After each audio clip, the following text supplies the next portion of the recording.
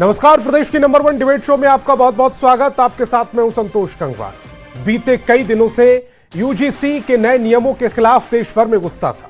सवर्ण वर्ग इसे वापस लेने की मांग कर रहा था। आज देश की सर्वोच्च अदालत ने सवर्ण वर्ग की अपील को सुन लिया और फिलहाल यूजीसी के नए नियमों पर ब्रेक लगा दिया गया। सुप्रीम कोर्ट ने स्पष्ट कर दिया और चिंता जाहिर की है कि नए नियमों का दुरुपयोग हो सकता है और यह समाज को बांटने वाला कदम साबित हो सकता है। चीफ जस्टिस ऑफ इंडिया ने सख्त टिप्पणी करते हुए कहा है कि हमें यह सुनिश्चित करना होगा कि शिक्षा व्यवस्था में किसी के साथ भेदभाव ना हो। इसीलिए कोर्ट ने फिलहाल के लिए यूजीसी के 2012 के नियम को फिर प्रभावी कर दिया है और केंद्र सरकार यूजीसी को नोटिस जारी कर 19 मार्च तक जवाब मांगा है। सवाल बड़ा है, एक तरफ उच्च शिक्षा में सुधार का दावा तो दूसरी तरफ भेदभाव का डर। आखिर यूजीसी पर सुप्रीम रोक क्या है समाधान? इसी मुद्दे पर आज होगी बड़ी बहस। पहले एक रिपोर्ट। नहीं चलेगी, योगी तेरी तानाशाही नहीं चलेगी, नहीं चलेगी। देश भर में हो रहे विरोध प्रदर्शनों के बीच यूजीसी के नए नियमों के खिलाफ दाखिल याचिकाओं पर सुनवाई करते हुए सुप्रीम कोर्ट ने रोक लगा दी है। कोर्ट ने यूजीसी के नए नियमों पर रोक लगाते हुए केंद्र सरकार और यूजीसी को नोटिस जारी किया है और 19 मार्च तक पूरे मामले में जवाब तलब किया है। अगली सुनवाई 19 मार्च को होगी। नए नियम पास किए गए हैं, उस पर सुप्रीम कोर्ट ने रोक लगाई है, उसको एबियंस में रखा है और सुप्रीम कोर्ट ने अपनी पावर्स को एक्सरसाइज करते हुए अंडर आर्टिकल 142 जो यूजीसी रेगुलेशंस 2012 हैं उनको इन ऑपरेशन किया, उनको प्रभावी किया। चीफ जस्टिस सूर्यकांत की खंडपीठ ने इस मामले की सुनवाई की। सुनवाई करते हुए सुप्रीम कोर्ट ने कहा, यूजीसी के नए नियम पहली नजर में अस्पष्ट हैं। नए नियमों का दुरुपयोग हो सकता है। इस दौरान कोर्ट में पक्षकारों से कई तीखे सवाल भी पूछे गए। सीजेआई सूर्यकांत ने नियमों पर रोक लगाते हुए पूछा कि क्या हम जाति विहीन समाज की तरफ बढ़ रहे हैं या पीछे जा रहे हैं? हमने देखा है कि हॉस्टल में छात्र एक साथ रहते हैं, नए नियमों से अलग हॉस्टल बन जाएंगे। ऐसा नहीं होना चाहिए। इस बीच जस्टिस बागची ने भी कहा कि समाज और देश में एकता के लिए काम करना चाहिए। सीजेआई सूर्यकांत ने कहा, हम सरकार से जवाब लेंगे। ऐसी परिस्थिति से कुछ लोग लाभ ले सकते हैं। एक विशेषज्ञ कमेटी भी बनाई जा सकती है।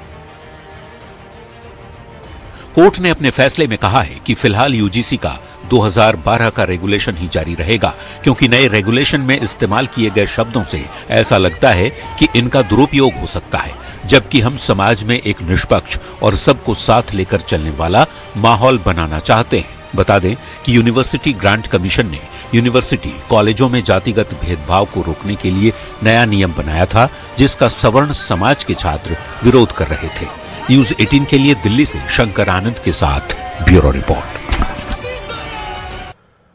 तो यूजीसी के नए नियमों को लेकर कोर्ट ने क्या टिप्पणी की है वो एक बार मैं आपको पढ़कर सुना देता हूं, उसके बाद हम इस डिबेट की शुरुआत करेंगे। तो कोर्ट ने कहा है कि इसके नतीजे खतरनाक हो सकते हैं, भगवान के लिए ऐसा ना करें।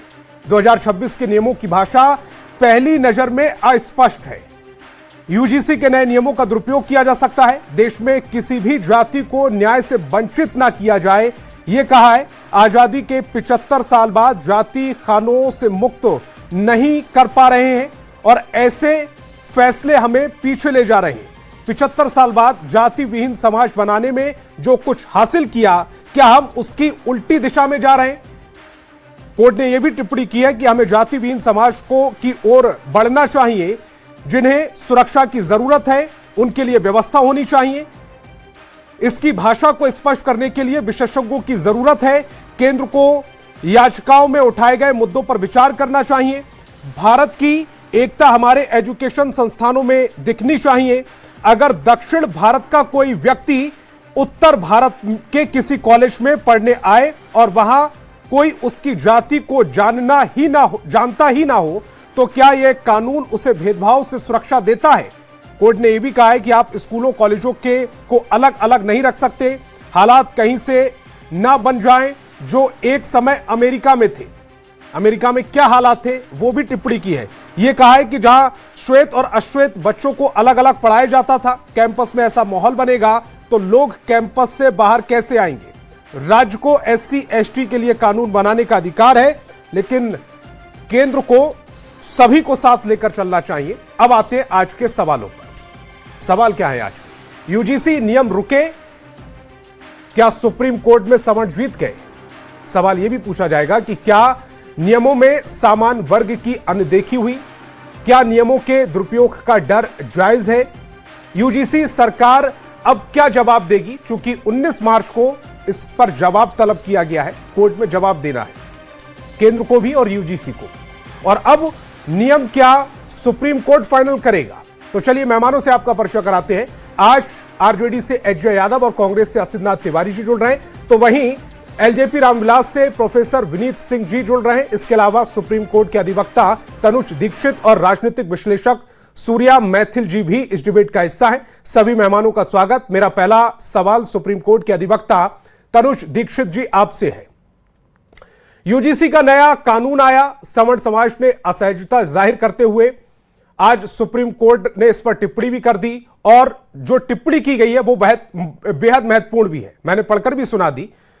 सुप्रीम कोर्ट ये मान रहा है, सीजीआई ये मान रहे हैं कि नए नियमों का गलत इस्तेमाल की आशंका है, इसके नतीजे खतरनाक हो सकते हैं।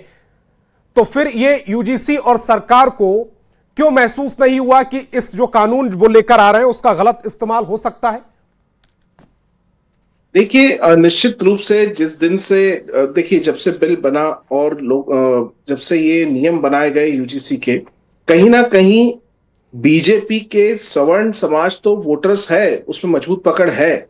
वो चाहते थे कि एससी एसटी और ओबीसी में भी अपनी पकड़ मजबूत करने के लिए इस तरीके के नियम को लागू करने का एक प्रयास किया गया, कहीं ना कहीं पॉलिटिकल स्टैंड। लेकिन आज सरकार जो है वो खुद, उसको बहुत बड़ी राहत मिली है सुप्रीम कोर्ट के इस ऑर्डर की बात में, क्योंकि पहले केंद्र सरकार ने ये नहीं सोचा था कि इसका इतना विरोध होगा और विरोध के चलते इतना सब फेस करना पड़ेगा। लेकिन जब आज सुप्रीम कोर्ट ने इस स्टे लगाया और स्टे लगा करके इसको रिव्यू करने के लिए बोला है, अपने जो पावर्स का यूज करते हुए उन्होंने ये कहा है कि 19 मार्च तक यूजीसी इस नियम को बराबरी से बनाए, मतलब इसको अभी इसमें निष्पक्षता नहीं दिखाई दे रही है, ये इसमें क्लियरेंस नहीं है, इसमें कुछ अभी वो क्लैरिटी मांगते हुए 19 मार्च तक फिर से पुनः इस जो नियम अगर लागू करना है तो वो नियमों में बदलाव करने के बाद अब वो लागू होने की कगार पे आएंगे। जी, तो ये सरकार के लिए सीधे सीधे झटका नहीं मान सकते? अगर नहीं, सरकार को राहत मिली है। सुप्रीम कोर्ट इतनी तल्ख टिप्पणियां कर रहा है और ये कह रहा है कि हालात ऐसे ना हो जाएं जैसे एक समय अमेरिका में थे, वहां श्वेत और अश्वेत अलग अलग पढ़ा करते थे, अलग अलग कैंपस हुआ करते थे, तो ये तो चिंताजनक है सरकार के लिए टिप्पणी भी। नहीं, ये सरकार के लिए तब ज्यादा चिंताजनक हो जाता है अगर सुप्रीम कोर्ट इसमें राहत नहीं देता और देश भर में जो विरोध के स्वर सवर्णों के द्वारा देश भर में प्रदर्शन जो देखने को मिल रहा था, वो शायद और सरकार को भारी पड़ता, क्योंकि सरकार ने भी पहले नियम को जब लागू किया गया तब तक उन्होंने इस तरीके से सोचा भी नहीं था।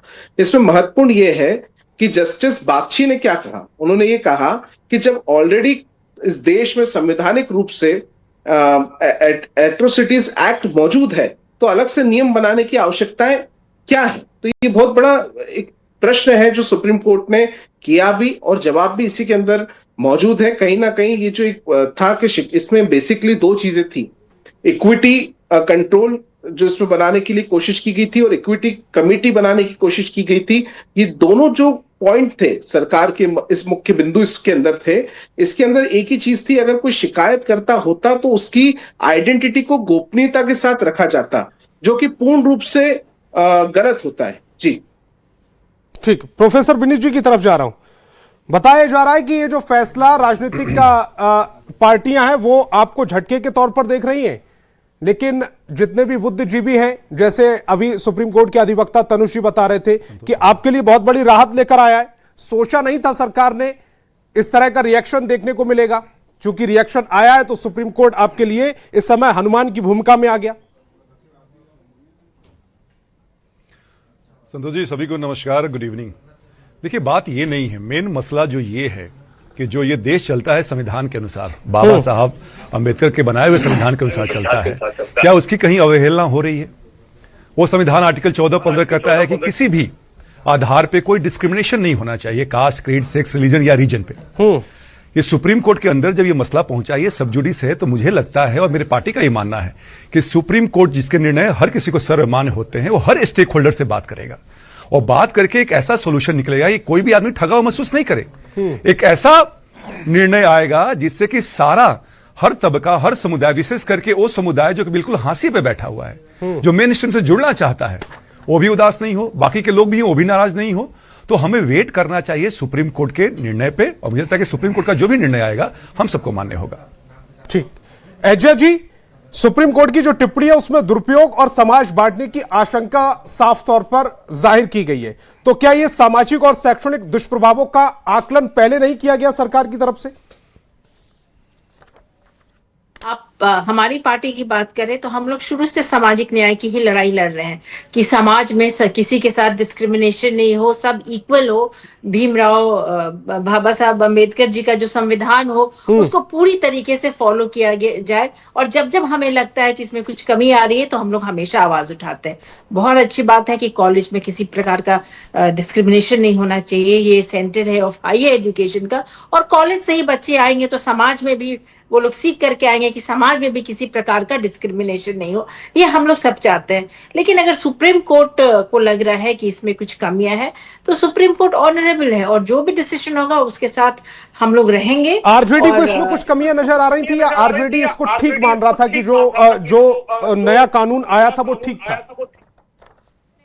आया है, अगर आप उसको देखें तो उसमें तो यही है ना कि किसी के साथ डिस्क्रिमिनेशन नहीं हो, ना फैकल्टी मेंबर्स के साथ, ना जेंडर बायस हो, कमिटी हो, जो भी कंप्लेंट्स हैं उन्हें लिया जाए, 15 दिनों में उसको सॉल्व किया जाए। तो बातें तो बहुत अच्छी है, लेकिन अगर एक सेक्शन हमारे समाज का सेटिस्फाइड नहीं है तो सरकार का दायित्व है कि हर सेक्शन को आप ले करके चले, हर सेक्शन सेटिस्फाइड हो जाए, उसके बाद ही आप कोई रूल बनाए, नियम बनाए। और अगर सुप्रीम कोर्ट का इंटरवेंशन हुआ है तो सुप्रीम कोर्ट कहीं ना कहीं अपने जगह पे जरूर सही होगी, सब लोग खुश रहे, ऐसे रूल्स बने, ऐसे रेगुलेशंस आए कि हर वर्ग के स्टूडेंट्स खुश रहे, जेंडर बायस नहीं हो। इससे अच्छी बात क्या हो सकती है कि क्लासलेस सोसाइटी की स्थापना हो, जो कि महात्मा गांधी जी का सपना भी था।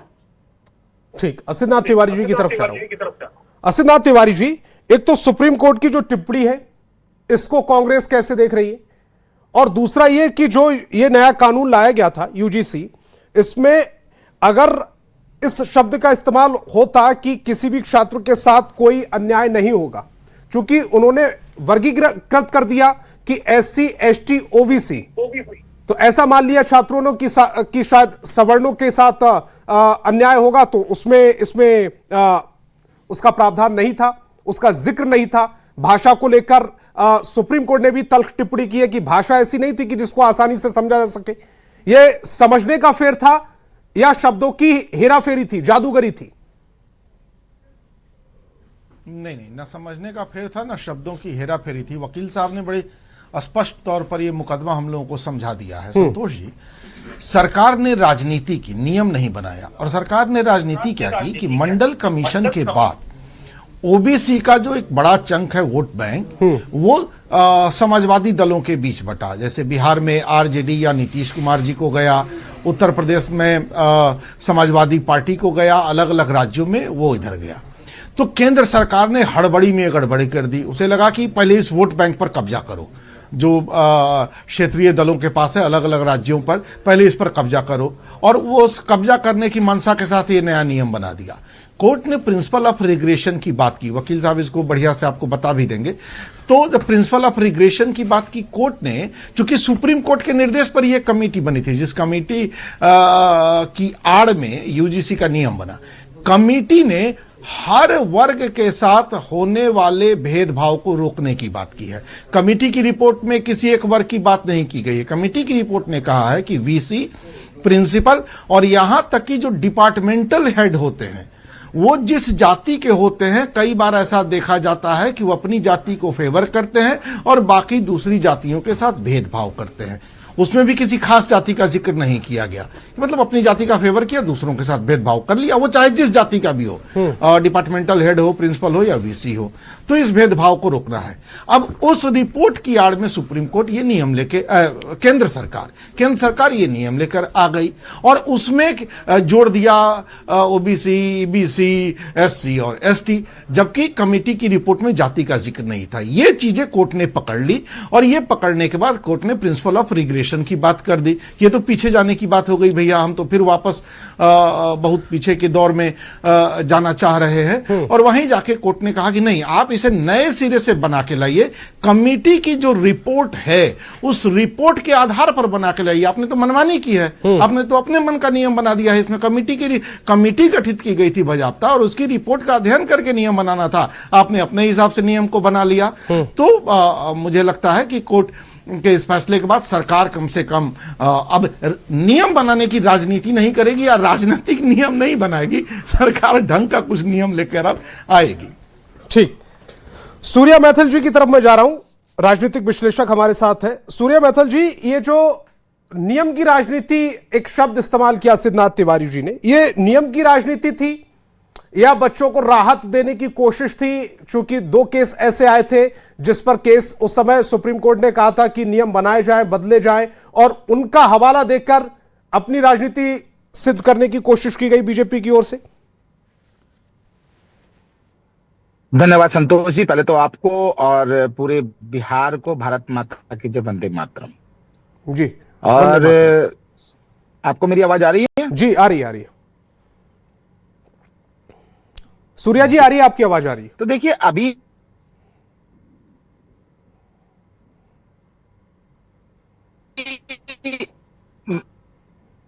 मैं पूरे पैनल को सुन रहा था। नहीं, मुझे नहीं आ रही है सर आपकी आवाज। प्लीज, मैंने आपकी टीम को बोला था मुझे नंबर से पैच कीजिए। हेलो, मैं एक बार फिर अपनी टीम से कह रहा हूं कि सूर्या जी की एक बार आवाज को चेक कर लें और उनको दोबारा से जोड़ने की कोशिश करें। तब तक मैं सुप्रीम कोर्ट के अधिवक्ता तनुज जी की तरफ जा रहा हूं।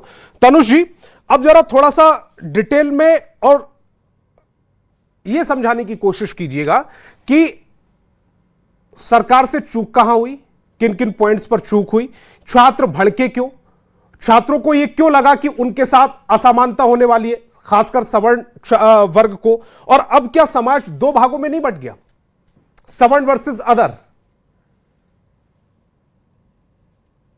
जी, ये मुद्दा सवर्ण वर्सेस एससी, एसटी, ओबीसी का नहीं है।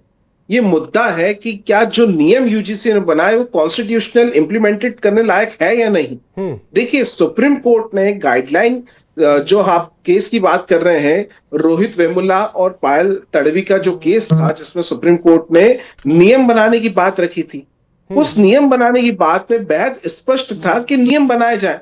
आज नियम का मतलब, रूल्स का मतलब क्या होता है, उस रूल्स के प्रॉज एंड क्लॉज भी बताए जाते हैं, उस रूल्स के बारे में दोनों पक्षों की बातें रखी जाती है, एक पक्षी बातें नहीं होती है। लेकिन यूजीसी ने जो नियम प्रस्तावित किया, जो नियम यूजीसी ने बनाया और जिसको लेकर के पूरे देश भर में विरोधाभास की स्थिति बनी, उसके पीछे वजह यह है कि देखिए, आज अगर आप कोई, मैंने आपको बताया जिस तरीके से आप इक्विटी कमेटी बनाते हैं, बेहद अच्छी बात है, होना चाहिए, बनाइए, कोई दिक्कत नहीं। आप इक्विटी कन्वर्सेशन सेंटर बना रहे हैं, बहुत अच्छी बात है, बनाइए, 24/7 ऑपरेशनल रखिए। लेकिन इन सबसे बढ़कर जब आप ये शब्द रखते हैं कि उसमें जो भी छात्र की शिकायत होगी और वो गोपनीय रखी जाएगी, तो गोपनीयता पर सवाल है, पहला।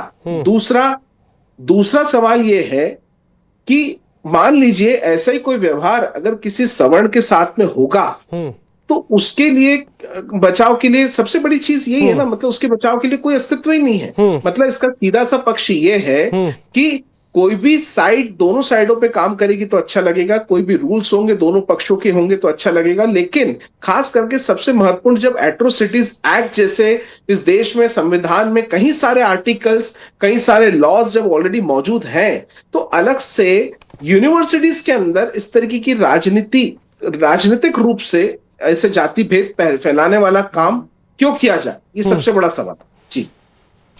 और एक जो महत्वपूर्ण टिप्पणी की थी सूर्यकांत सीजीआई साहब ने, उन्होंने कहा था कि आरक्षित समुदाय में भी कुछ लोग समृद्ध हो गए हैं, कुछ समुदाय दूसरों की तुलना में बेहतर सुविधाओं, हाँ, उन्होंने कहा कि कुछ समुदाय दूसरों की तुलना में बेहतर सुविधाओं का आनंद ले रहे हैं।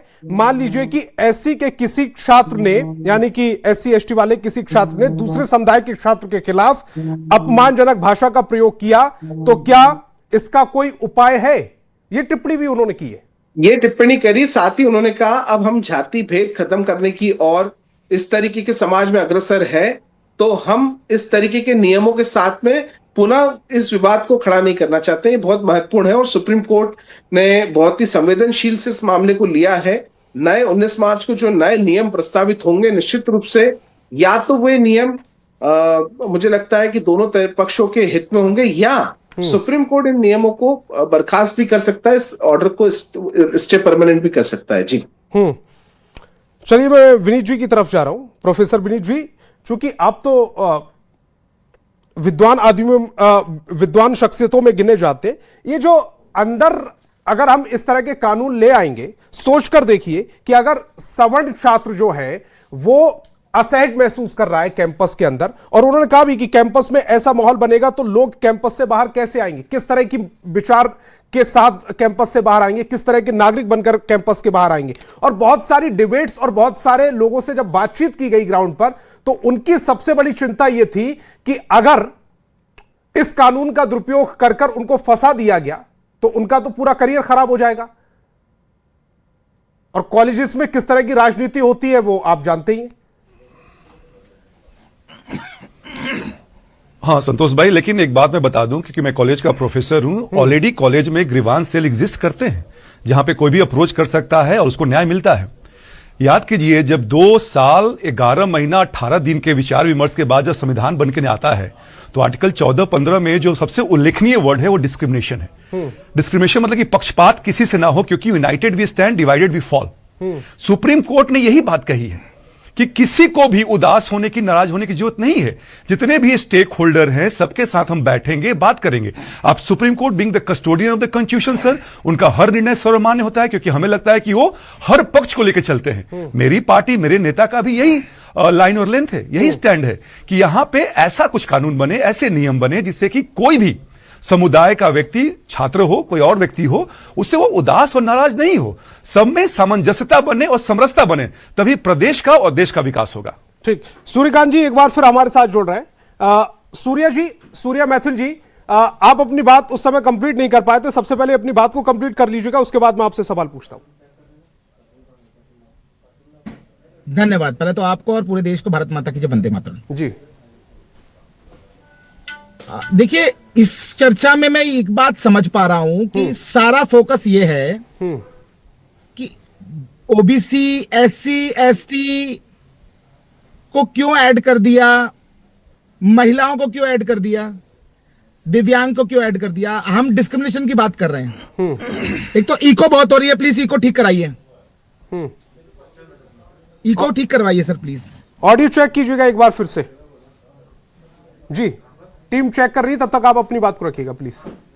जी, तो इसमें मूल बात भूल गए कि जो सामान्य वर्ग के छात्र का सबसे बड़ी पीड़ा थी, वो पीड़ा ये थी कि यूजीसी ने जो ये नए नियम नोटिफाई किए हैं, उसके अंदर यदि कोई झूठा आरोप लगाता है और बाद में पकड़ में आता है कि वो झूठ बोल रहा था, उसके द्वारा झूठा आरोप लगाया गया, इसके कारण एक छात्र को मानसिक और शारीरिक प्रताड़ना हुई, तो उसके खिलाफ कोई कार्रवाई का प्रावधान नहीं था इसमें। और मैं आपको एक इंटरेस्टिंग चीज फैक्ट बताता हूं। अध्यक्षता वाली कमेटी किए, उस कमेटी के चेयरमैन दिग्विजय सिंह जी ने ये कहा कि हमने तो ही नहीं, जो 2012 का नियम था वही नियम अभी रखा हमने। ये यूजीसी ने अपनी मर्जी से जो है इसको बदल दिया।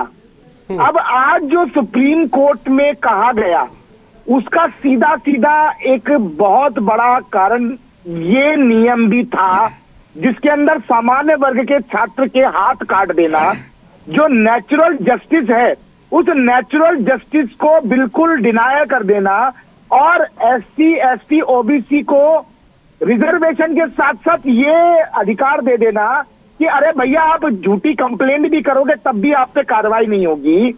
इसके ऊपर नाराजगी थी। और जब मैंने इसकी जांच की, जब मैं इसके विषय में अंदर तक इन्वेस्टिगेशन की, तो मेरे को एक एक्ट पकड़ में आया, और वो एक्ट है यूजीसी एक्ट 1956 और उसका पैरा 26 धारा 26। उसके अंदर यूजीसी एक ऑटोनोमस बॉडी की तरह कार्य करती है, और वो कार्य किन मुद्दों पे करती है वो भी बता देता हूं। एकेडमिक रेगुलेशन पे, समानता एंटी डिस्क्रिमिनेशन पे, परीक्षा डिग्री मान्यता, और साथ में विश्वविद्यालय के आंतरिक जो प्रशासन है उस पे। तो जैसा कि हम सुन रहे हैं भारतीय जनता पार्टी के नेताओं की जो स्टेटमेंट्स है, और सरकार भी जो हस्तक्षेप थी, मुझे ऐसा लगता है कि यूजीसी ने अपने इन ऑटोनोमस जो पावर्स है उनका प्रयोग करते हुए जो संसदीय कमेटी है उसकी जो रिकमेंडेशंस है, उसकी रिकमेंडेशंस में कुछ काट छाट करके ये जो पॉइंट है जिसपे सामान्य वर्ग के छात्र को सबसे ज्यादा परेशानी है, उस जो पॉइंट है उसको हटाया। और एक बात और, आपके पैनल में आरजेडी की प्रवक्ता बैठी हुई है, उनके मुंह से मुझे समानता की बातें बिल्कुल अच्छी नहीं लगती है, क्योंकि कंचना यादव की एक वीडियो जिस प्रकार की वायरल हो रही है, और उसमें वो साफ कह रही है कि बिगड़ किसी अपराध के भी सामान्य वर्ग के छात्र के ऊपर आरोप लगना चाहिए, क्योंकि इन लोगों ने पूर्व में 400 साल पहले, 500 साल पहले हम पे परेशान किया था। मगर ये मानसिकता स्वतंत्र भारत के अंदर होगी एक राजनीतिक पार्टी के प्रवक्ता की, और वो प्रवक्ता बड़ी बेशर्मी से आज भी सभी टीवी चैनल्स में बैठ रही है, और आरजेडी ने उस पर कोई कार्रवाई नहीं की है। तो ये दिखाता है कि इनका चेहरा कितना भयावह है समाज को तोड़ने के लिए। और ये अब टीवी डिबेट्स में आके बैठ जाते हैं और ये कहते हैं कि हम समाज की समरसता की बात करते हैं। टीवी डिबेट्स में तो वो पार्टी का पक्ष रखने के लिए बैठते ना, अब पार्टी का पक्ष रखने के लिए पार्टी, तो इनको माफी मांगनी चाहिए अपने प्रवक्ता के इस स्टेटमेंट पे, पार्टी को उसको फायर करना चाहिए। हो सकता है वो उनकी व्यक्तिगत टिप्पणी हो। एजाज जी कुछ कहना चाह रही है, एजाज जी अपनी बात को रखिएगा, उसके बाद असित जी आ रहा हूं आपके पास।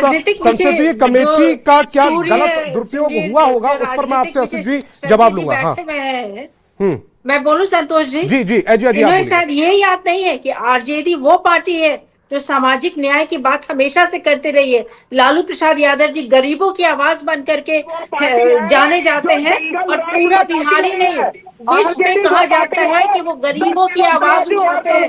अगर आज आप इस तरह की राजनीतिक विशेषज्ञ होकर के इस तरह की बात अगर आप करते हैं तो नेशनल चैनल की शोभा नहीं देता है। ये सब सेंसिटिव मुद्दे हैं समाज में, ये सब सेंसिटिव मुद्दे हैं, और समाज के जहाँ तक हो सब किसी के साथ डिस्क्रिमिनेशन नहीं होना चाहिए। अगर आप supreme court, honourable supreme court इस पर स्टे लगाई है तो हम सब इसे एक्सेप्ट करें। और सूर्या जी आपने अपने समय पर बात रखी, एक बार एजाज जी की बात सुन लूं, उसके बाद आऊंगा आपके पास एक बार। हाँ। और आज अगर उनके तरफ से स्टे आया है तो इस पे जाहिर सी बात है कि सब लोग इसको मान रहे हैं, और इस तरह से कह देना कि फल्ला ने ऐसा किया, फल्ला ने वैसे किया, मैंने वो ये कह रहे हैं, वो ये कह रहे हैं कि वो ये कह रहे हैं कि जो प्रियंका आपकी प्रवक्ता है उन्होंने उस तरह की टिप्पणी की, हाँ माफ कीजिएगा कंचना, उन्होंने उस तरह की टिप्पणी की और उसके बाद अभी तक पार्टी ने कोई उस पर अपना ऑफिशियल स्टैंड क्लियर नहीं किया।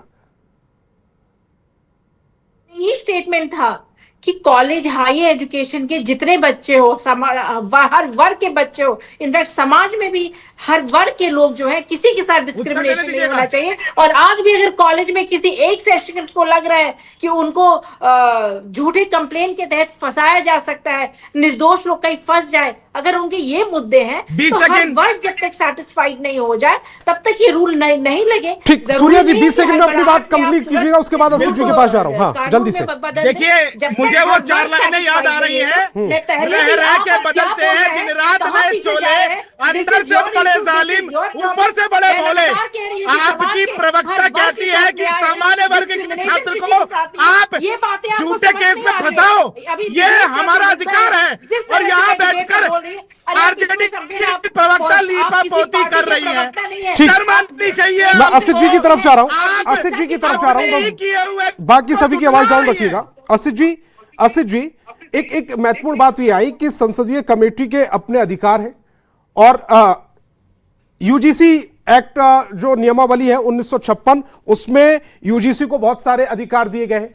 तो क्या यह हो सकता है कि संसदीय कमेटी ने जो अपनी सिफारिशें की हो उसको दरकिनार करके यूजीसी ने अपनी मनमानी की हो? यह संभव है? देखिए, इसमें बहुत स्पष्ट लाइन थी कि सुप्रीम कोर्ट के निर्देश पर कमेटी बनी और सुप्रीम कोर्ट ने कहा कि कमेटी की रिपोर्ट के आधार पर नियम बनना है। इसमें यूजीसी ने खेला कर दिया। कमेटी की रिपोर्ट में किसी जाति का ऐसा जिक्र था ही नहीं। कमेटी की रिपोर्ट में यह था कि सभी तरह के भेदभाव के खिलाफ।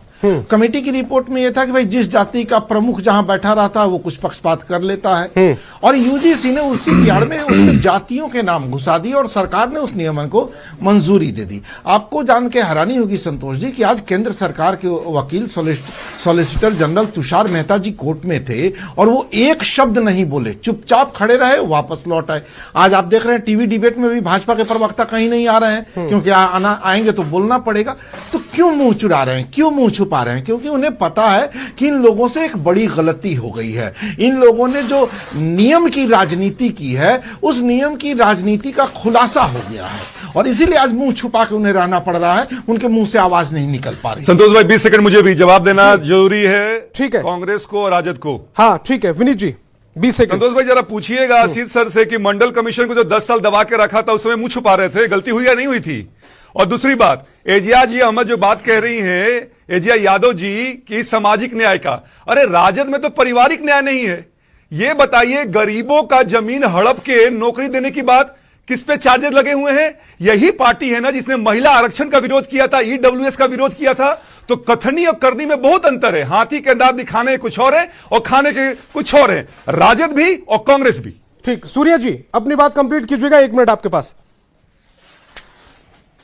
देखिए संतोष जी, मैं एक बात बहुत स्पष्ट कर दूं, नरेंद्र मोदी सरकार के अगर हम ऊपर आरोप ये लगा रहे हैं कि इसके अंदर गलती हुई, तो मैं ये मानता हूं कि हाँ किसी ना किसी लेवल पे गलती हुई, लेकिन ये भी सच बात है, मंजूरी तो वही देंगे। नहीं, यही तो परेशानी है, यही तो खेला है। मैंने आपको जो एक्ट बताया वो एक्ट यूजीसी एक्ट 1956 धारा 26, इसके अंदर यूजीसी को खुद की पावर्स है कि वो शिक्षा मंत्रालय की बिगर परमिशंस के इन 4 पॉइंट्स, एकेडमिक रेगुलेशन, समानता, एंटी डिस्क्रिमिनेशन, परीक्षा डिग्री मान्यता और साथ में विश्वविद्यालय अंतरिम प्रशासन, इन सब पे वो खुद स्वयं जो है वो डिसीजन ले सकता है। और यही कारण है कि जब सुप्रीम कोर्ट ने सबको पार्टी बनाया है और जो अभी की जो डेट दी है उस डेट में सबको अपना हलफनामा देना पड़ेगा, उसमें दूध का दूध और पानी का पानी होगा। आखिरी कमेंट ले लूं चूंकि मेरे पास 30 सेकंड रह गए बस। तनुष जी आखिरी कमेंट आपका प्लीज। एजिया जी आप अपनी बात रख लीजिएगा जल्दी से। संतोष जी, अभी मैं प्रोफेसर साहब की बात सुन रही थी, प्रोफेसर साहब की, इन्होंने कहा एजिया जी बोल रही थी, फिर बड़ा एम्फसाइज करके इन्होंने कहा एजिया यादव जी बोल रही थी। अरे ये जातिवाद से ऊपर कब उठेंगे हम लोग? क्लासलेस सोसाइटी की बात कर रहे हैं भैया। यादव बोल दिया तो बुरा लग गया क्या? अरे यादव बोल दिया तो बुरा लग गया क्या? इन यादवों के नाम पे 10 साल तक 11 साल तक आप लोगों ने राज कर लिया, लूट मचाई बिहार में, आज उसी यादव नाम से परेशानी हो रही है क्या? यादव मेरे पास समय की कमी है। सूर्य जी, असितनाथ तिवारी जी, प्रोफेसर विनीत जी, एजिया जी और तनुष जी, तमाम मेहमान मेरे साथ जुड़े, आपका बहुत बहुत शुक्रिया। इस डिबेट को यही रोकना पड़ेगा और आगे देखिए सिटी 62 मेरे साथ।